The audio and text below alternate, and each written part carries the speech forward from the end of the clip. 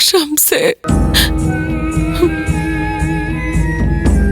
ಭೀಮಾಂಬಿಕಾ ಅವ್ರ ಜೊತೆಗೆ ನಾನು ಇರೋದನ್ನ ನೋಡ್ತಾ ಇದ್ರೆ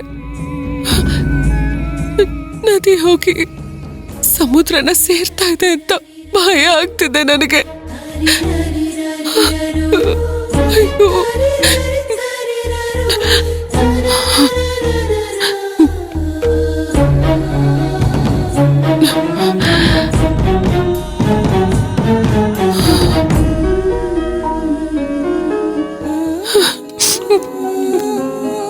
ನಿನಗ್ ಕೊಟ್ಟ ಮಾತನ್ನ ಉಳಿಸ್ಕೊಳ್ಳೋದಕ್ ನನಗ ಆಗ್ತಿಲ್ಲ ಅನುಪಮ.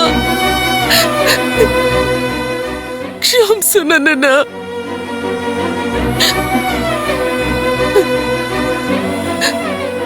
ಅನು ಇಲ್ದೆ ನಾನಿಲ್ಲ. ಅಯ್ಯೋ, ಈಗೇನ್ ಮಾಡ್ಲಿ ನಾನು?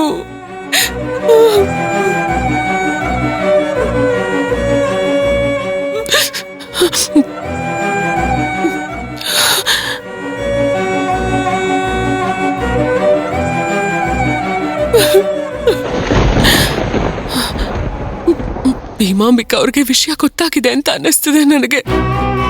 ಗೊತ್ತಾಗ್ದೆ ಅವ್ರ ಅನು ಜೊತೆ ಹೀಗೆಲ್ಲ ಇರೋದಕ್ಕೆ ಸಾಧ್ಯನೇ ಇಲ್ಲ. ಅನು ಭೀಮಾಂಬಿಕಾ ಅವ್ರ ಜೊತೆಗೆ ಜೀವನ ಕಳೆಯೋ ಹಾಗಾಗಿದ್ದಾಳೆ.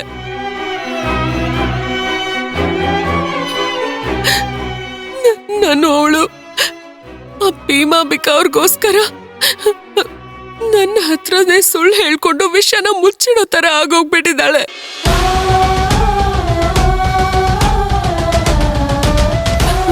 ನಾನು ಭೀಮಾಂಬಿಕಾ ಮಧ್ಯೆ ಪ್ರೀತಿ ಜಾಸ್ತಿ ಆಗ್ತಿದೆ.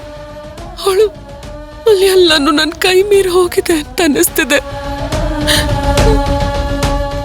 ಏನ್ ಮಾಡ್ಲಿ ಇವಾಗ ನಾನು? ಅಯ್ಯೋ ದೇವ್ರೇ, ಏನ್ ಮಾಡ್ಲಿ ಇವಾಗ ನಾನು?